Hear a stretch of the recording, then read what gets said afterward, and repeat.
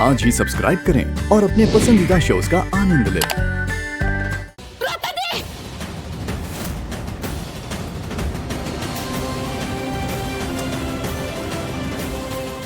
गायत्री, प्रार्थना का नाम ने कितनी जोर से क्यों चिल्लाई? कोई बुरा सपना देखा? कुछ तो बहुत गलत हुआ है। मेरा दिल बहुत घबरा रहा है। मैं तो सो रही थी, फिर वो बुरा सपना नहीं माँ, वो बुरा सपना नहीं था। ऐसा लग रहा था जैसे सच में दी के साथ कुछ बुरा हो रहा है। तेरी दी के साथ कुछ बुरा नहीं हुआ है। तो सारा दिन उसके बारे में सोचती रहती है, इसलिए हो सकता है तूने उसका सपना देखा हो। अरे वो तो अपने घर अपने पति के साथ है, तू ज्यादा मत सोच।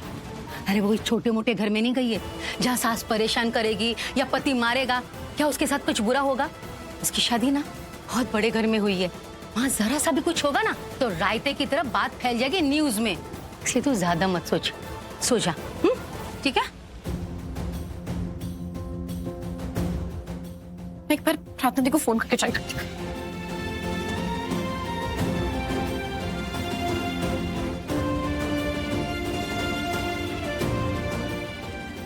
का फोन आउट ऑफ नेटवर्क क्यों दिखा रहा है?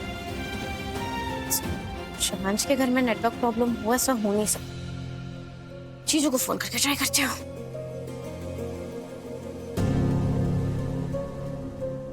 चीजों पे फोन नहीं उठा रहे, क्या चल रहा है आखिर? ओह, रात के 11 बज गए, शायद सब सो गए होंगे। मैं भी ना कुछ ज्यादा ही सोचती हूँ। मैंने तुम्हें बोला था ना तुम मुझसे टच में मत रहना। अगर तुम मुझसे इस तरह टच में रहोगे तो तुम मुझे बहुत बुरा फंसा दोगी। हाँ, नहीं रहूंगी, कभी आपको फोन नहीं करूंगी।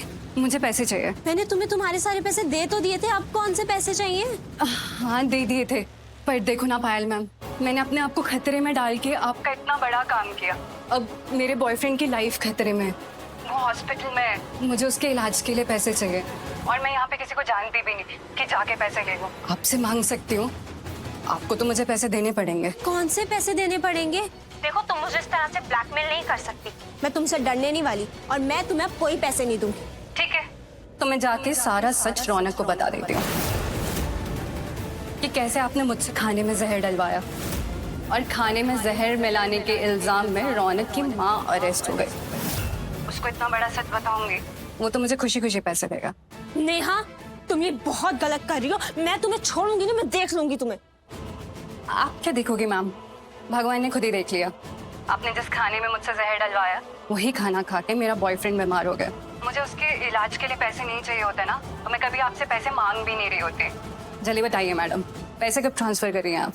मैं तुम्हें क्यों पैसे ट्रांसफर करूं? हाँ, ये बॉयफ्रेंड, उसकी तबीयत खराब होना, हॉस्पिटल में, ये सब तुम मुझे झूठ बोल रही हो ना, क्योंकि तुम में ना लालच आ गया। मुझसे पूछो तुम, यही बात है ना? अच्छा ठीक है, तुम्हें पैसे चाहिए, मैं तुम्हें पैसे देती हूँ। बताओ कौन से हॉस्पिटल में तुम्हारा बॉयफ्रेंड? पायल मैम, मैं झूठ नहीं बोल रही, मुझे सच में पैसों की बहुत जरूरत है। ठीक है, झूठ सच सब कुछ बाहर आ जाएगा। तो मुझे ये बताओ कौन से हॉस्पिटल में तुम्हारा बॉयफ्रेंड? मैं खुद आती हूँ तुम्हें पैसे देने। City hospital. ठीक है, मैं वहाँ आती हूँ। हेलो भावेश, जल्दी से घर आओ, मुझे सिटी हॉस्पिटल जाना है। ये सिर्फ बैलगाड़ी की तरह क्यों चला रहे हो गाड़ी? थोड़ा तेज चलाओ ना। कोई प्रॉब्लम है क्या मैडम? मेरा मतलब है आप हॉस्पिटल जा रही हैं, वो भी इतनी जल्दी, कुछ हुआ है क्या? पहले तुम मुझे ये बताओ कि तुम अब तक थे कहाँ? मैंने तुम्हें इतने फोन करे, मुझे पहले भी कहीं जाना था, तुमने मेरा एक भी फोन नहीं उठाया। देखो भावेश, मैंने तुमसे पहले भी कहा और मैं अब भी कह रही हूँ, अगर तुम्हें छुट्टी लेनी होती है, ऐसे कहीं बाहर जाना होता तो प्लीज मुझे पहले बता दिया करो, जिससे कि मैं तुम्हें ऐसे बार बार पागलों की तरह फोन तो ना करूँ। हाँ, मुझे पता है कि अब तुम अपनी प्राइवेट टैक्सी भी चलाते हो, बट वो ना तुम अपनी साइड इनकम के लिए करते हो। परमानेंट ड्राइवर तो मेरे ही हो। और पहले ये बताओ गए कहाँ थे?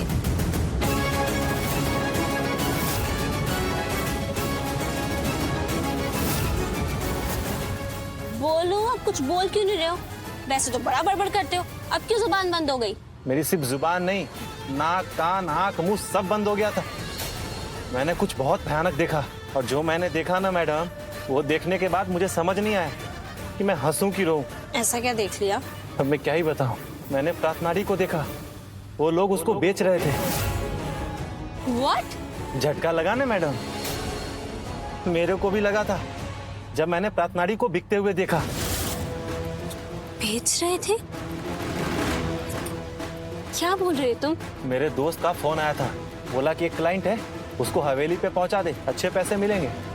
तो मैं उसको पहुंचाने के लिए गया।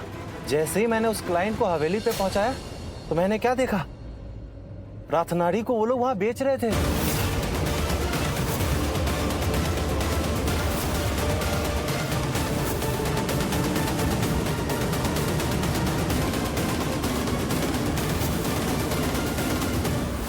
और आपको तो पता भी नहीं है मैडम, वहां पे प्रार्थनारी की कितनी बोली लगी।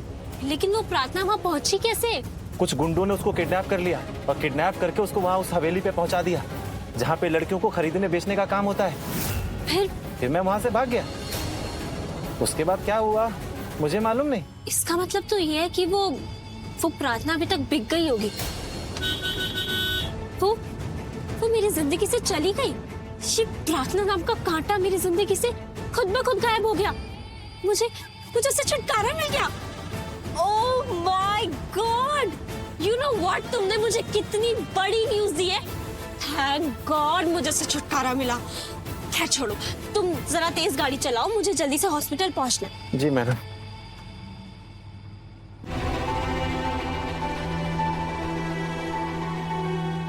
प्रिया जी, आपने इतना बड़ा झूठ क्यों बोला? मैंने कब झूठ बोला?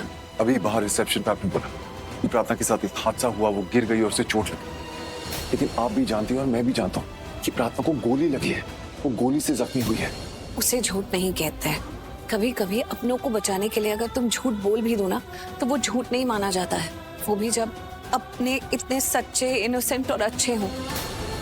सोचो अगर मैं सच बोल देती कि उसको गोली लगी है तो क्या ये इमीडिएटली उसको एडमिट करते?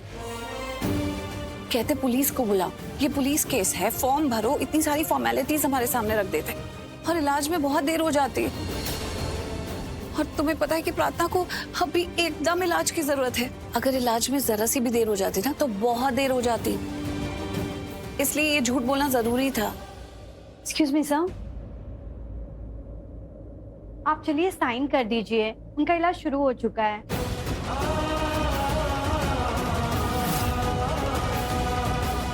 वैसे फॉर्म तो पहले ही भरा जाता है लेकिन आप अभी भर दीजिए।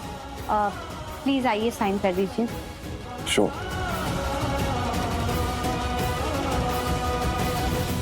आपने मुझसे कहा था ना शायद हम दोनों का कोई रिश्ता है, अब मुझे भी लगने लगा है कि सच में हमारे बीच में कोई रिश्ता है।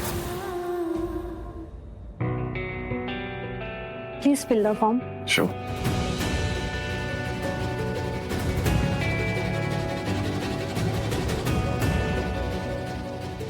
नाम भरने की फॉर्मेलिटी तो मैंने भर दी, रिश्ता क्या है वो भी भरना है। क्या रिश्ता लिखूं और क्यों लिखूं?